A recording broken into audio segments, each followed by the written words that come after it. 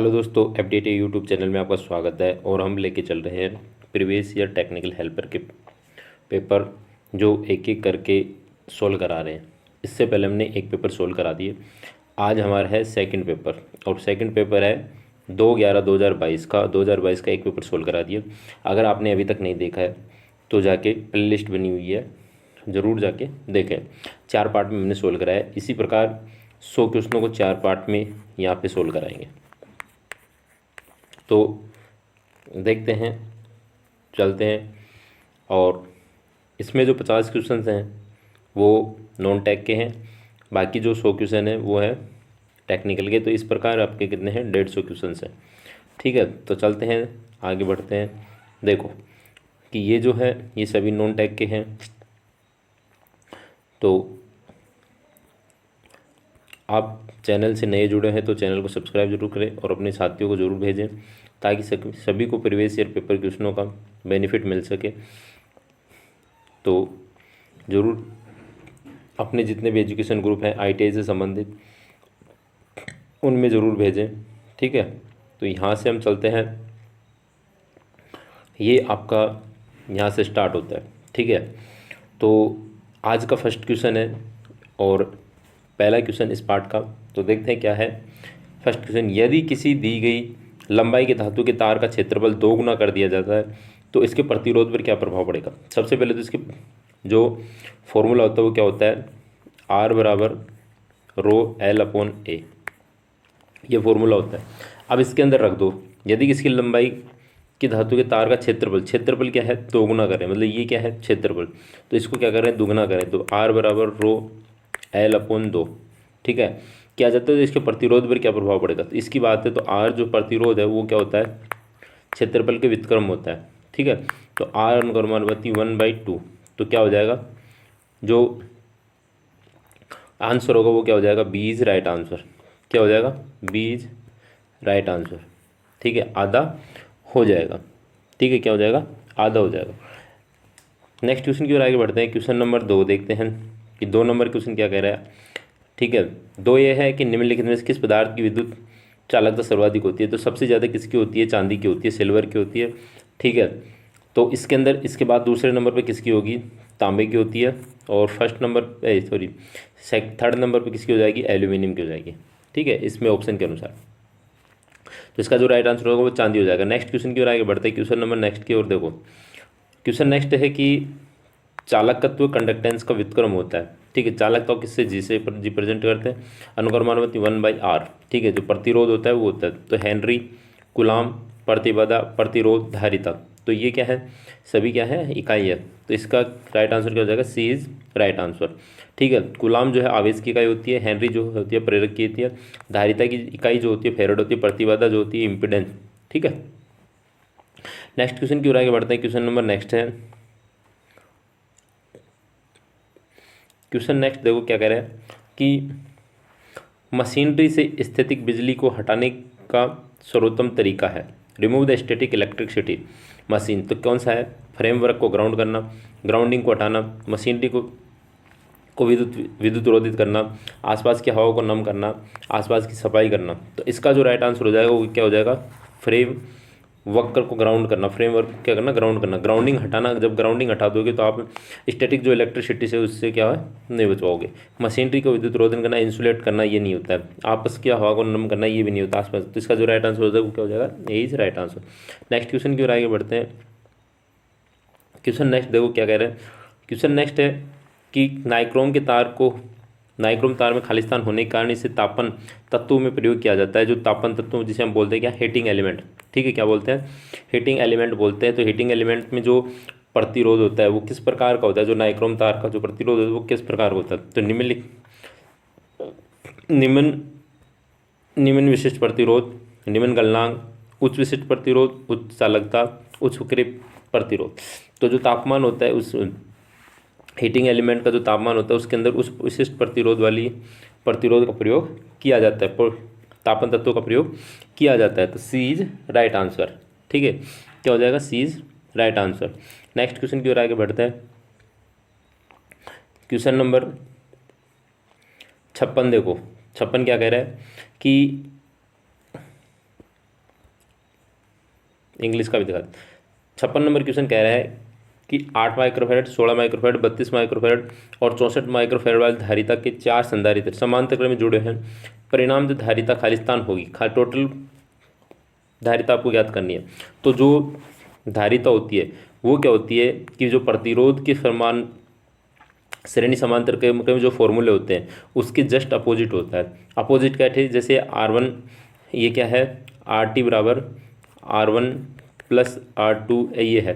तो कैपेसिटर का जो श्रेणी क्रम का जो फॉर्मूला होगा ये इसका जस्ट अपोजिट हो जाएगा, मतलब समांतर क्रम का हो जाएगा। तो CT बराबर, ठीक है, C1 इंटू C2 बटा C1 प्लस C2 हो जाएगा, समांतर में समान मान के लिए। तो हम ये हो जाएगा। अब मैं बात करूँ यदि इधर समांतर क्रम है तो यहाँ जो किसका पूछ रहा है, ये श्रेणी संधारित्र समांतर क्रम का पूछ रहा है। तो इसमें समांतर क्रम का जो फॉर्मूला हो जाएगा वो हो जाएगा CT बराबर C1 plus C2 plus C3 plus C4। ठीक है, ये हो गया। अब देखो इसके अंदर क्या है कि हम रख देंगे कि 8 प्लस 16 प्लस 32 प्लस 64। तो इसको कर दो काउंट, कितना है कि 4 8 2 10 6 4 10 0 2। ठीक है, 6 और 3 9 9 और 1 10 और 2 12। तो 120 माइक्रो फेरेड इसका राइट आंसर हो जाएगा। तो डी इज राइट आंसर हो जाएगा। ठीक है, डी इसका राइट आंसर हो जाएगा। नेक्स्ट क्वेश्चन की ओर आगे बढ़ते हैं। क्वेश्चन नंबर नेक्स्ट है कि एक RLC श्रृंखला परिपथ में, ठीक है, एक RLC श्रृंखला परिपथ में अनुनाद प्रतिबाधा पर प्रतिबाधा Z का के बराबर होगा। Z जो है वो किसकी बराबर होता है वो देखना है। तो देखो कि Z बराबर क्या होता है कि Z बराबर होता है R², ठीक है, R² प्लस, एक मिनट, R² प्लस XL, एक मिनट, ठीक है, कोष्टक XL माइनस XC का होल स्क्वायर का अंडर रूट, ये होता है। तो ये किस कंडी भाषा सरणीकरण में जो होता है Z का, ठीक है। तो इस समय ये रखा जाता है कि जैसे XL माइनस XC का मान हम 0 रखेंगे।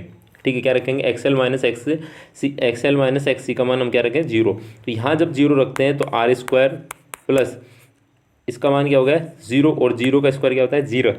तो इसका अंडर रूट, ठीक है, तो ये इसको अंडर रूट हटाते हैं तो Z बराबर क्या हो जाएगा, R हो जाएगा। क्या हो जाएगा, Z बराबर R हो जाएगा। तो इसका जो राइट आंसर हो जाएगा आपका वो हो जाएगा B इज राइट आंसर। क्या हो जाएगा, B is right answer. Next question की ओर आगे बढ़ते हैं। क्वेश्चन नंबर 58 देखो। क्वेश्चन 58 कह रहा है कि ट्रांसफार्मर के इर्द गिर्द इलेक्ट्रिक हम मुख्यतः खालिस्तान की वजह से उत्पन्न होती है। मतलब जो ट्रांसफार्मर के अंदर हीटिंग इसकी हम की आवाज़ आती है तो वो किसके कारण आती है ये पूछ रहा है। लोड में परिवर्तन के कारण, ट्रांसफार्मर में तेल, चुंबकीय विरूपण मैग्नेटिक स्टेशन के कारण, यांत्रिक कंपनों के कारण, विकल्प में सभी। तो जो हम की आवाज़ आती है ट्रांसफार्मर में वो आती है चुंबकीय विरूपण के कारण आती है। किसके कारण आती है, चुंबकीय विरूपण के कारण आती है। नेक्स्ट क्वेश्चन की ओर आगे बढ़ते हैं। क्वेश्चन नंबर नेक्स्ट है कि निम्नलिखित में से कौन सा हार्ड सोल्डर होता है, जिस कठोर सोल्डर बोलते हैं। लेड व टिन, चांदी टिन, लेड चांदी, तांबा चांदी, नाइक्रोम और टिन। तो जो कठोर सोल्डर होता है, ठीक है, जो कठोर सोल्डर होता है वो होता है तांबा और चांदी। D is right answer. Next question की ओर आगे बढ़ते हैं। क्वेश्चन नंबर नेक्स्ट देखो क्या कह रहा है।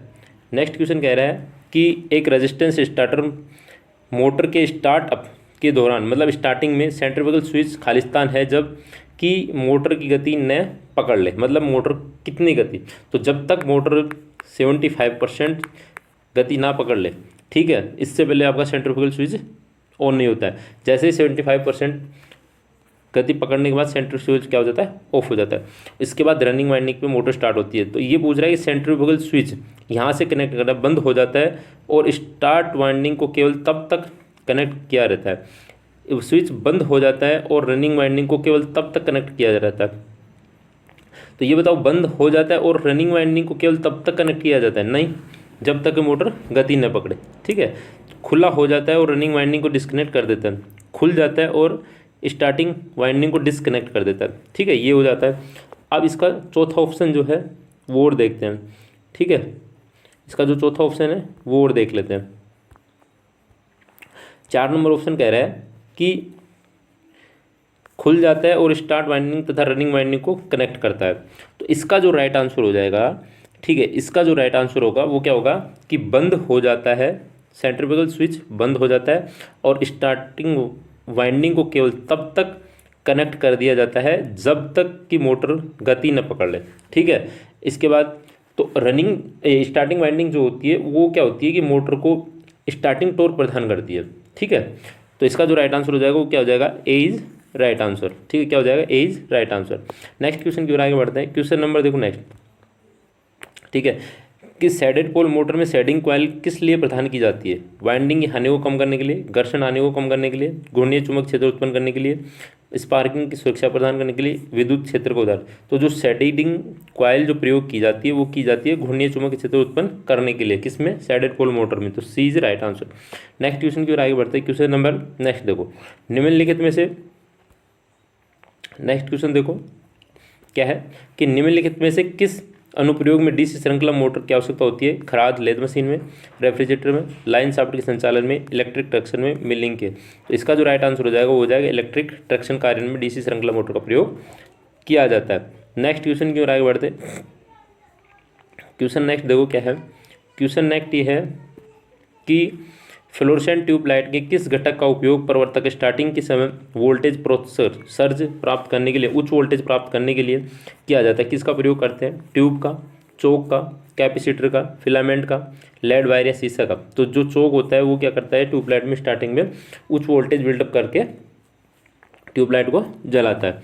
ठीक है, नेक्स्ट क्वेश्चन की ओर आगे बढ़ते हैं। क्वेश्चन नंबर नेक्स्ट देखो, नेक्स्ट क्वेश्चन है हमारा कि निम्नलिखित में से कौन सा कथन श्रेणी और समांतर दोनों प्रकार के डीसी परिपथों के लिए सत्य होता है। ठीक है, ये कह रहा है कि श्रेणी और समांतर दोनों के लिए कौन सा सत्य होगा। इसमें प्रतिरोध योगात्मक होता है, ये तो किस में हो जाएगा, श्रेणी में। धाराएं योगात्मक होती है, ये किस में हो जाएगा, श्रेणी में। ठीक है, वोल्टेज योगात्मक होती है, ये हो जाएगा किस में, समांतर में। ठीक है, धारा और वोल्टेज दोनों योगात्मक होती है, ये किसी में नहीं होती। पावर योगात्मक होता है, तो इसका जो राइट आंसर हो जाएगा वो हो जाएगा डी इज राइट आंसर। वो चाहे श्रेणी हो चाहे समांतर हो, दोनों में पावर जुड़ने का स्वभाव का होता है। ठीक है, नेक्स्ट क्वेश्चन की ओर आगे बढ़ते हैं।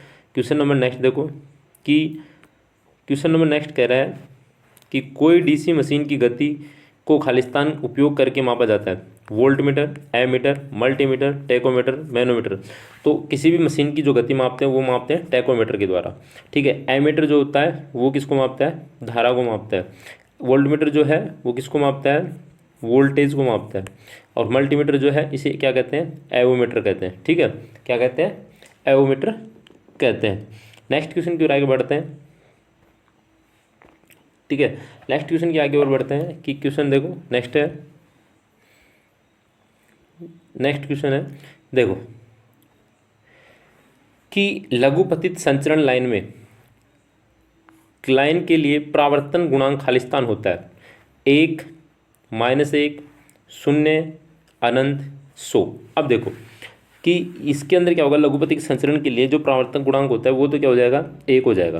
क्या हो जाएगा, 1 हो जाएगा। इसका तो राइट आंसर क्या हो जाएगा, -1 हो जाएगा। ठीक है, क्या हो जाएगा, -1। इसका तो राइट आंसर क्या हो जाएगा, -1।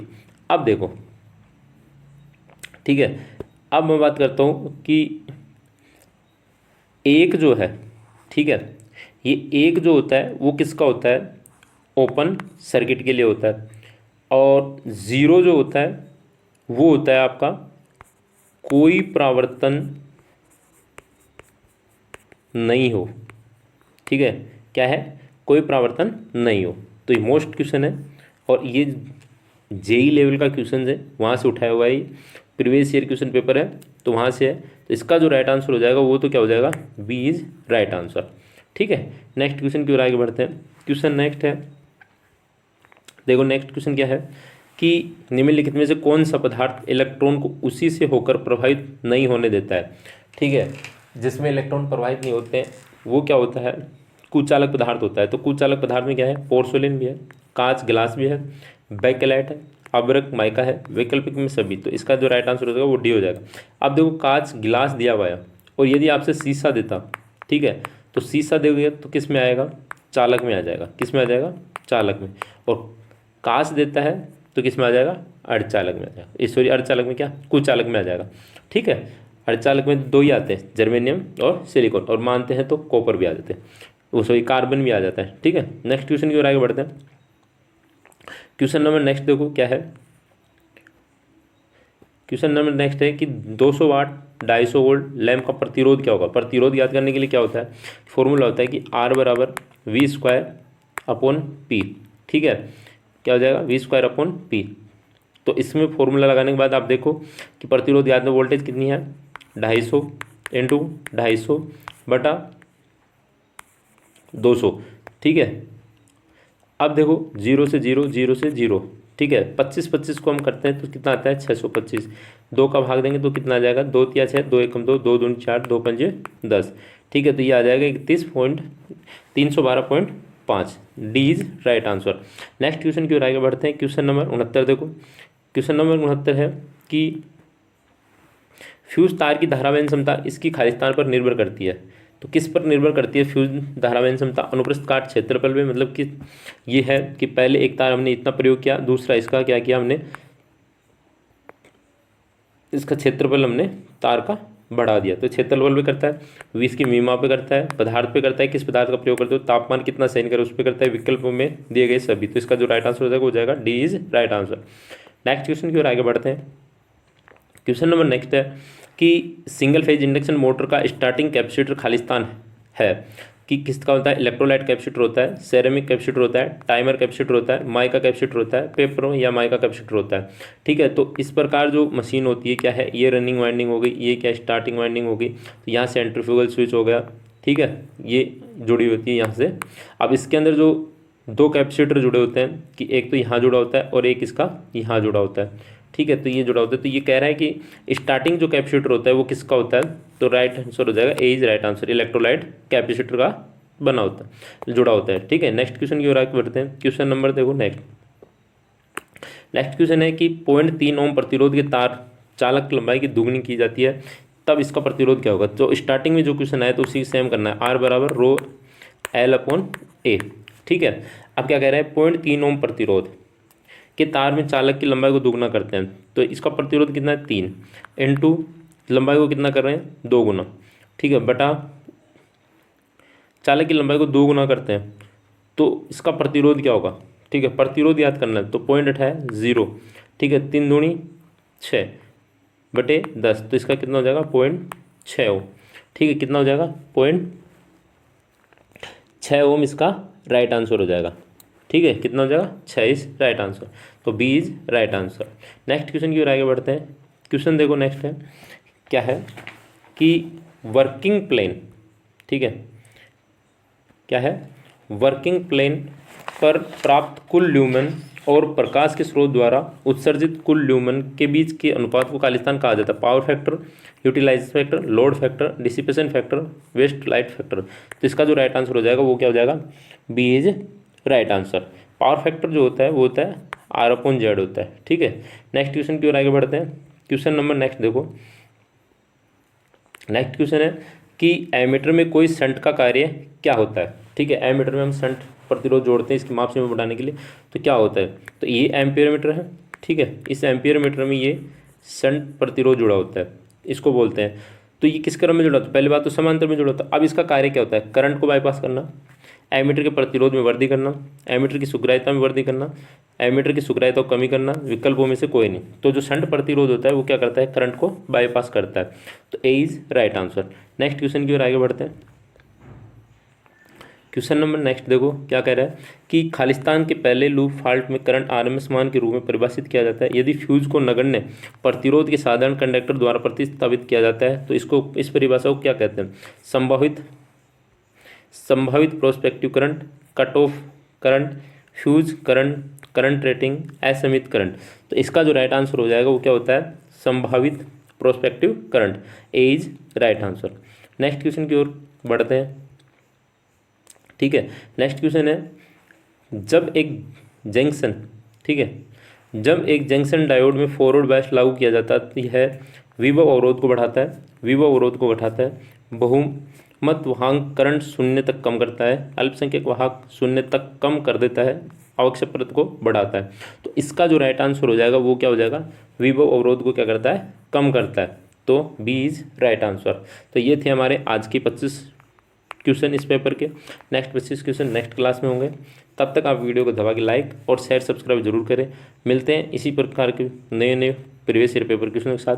तब तक, और चैनल से फर्स्ट टाइम जुड़े हैं तो चैनल को सब्सक्राइब जरूर करें, और इसकी PDF पाने के लिए हमारे टेलीग्राम को जरूर ज्वाइन करें। टेलीग्राम डिस्क्रिप्शन बॉक्स में लिंक मिल जाएगा। मिलते हैं नेक्स्ट क्लास के साथ, तब तक के लिए थैंक यू।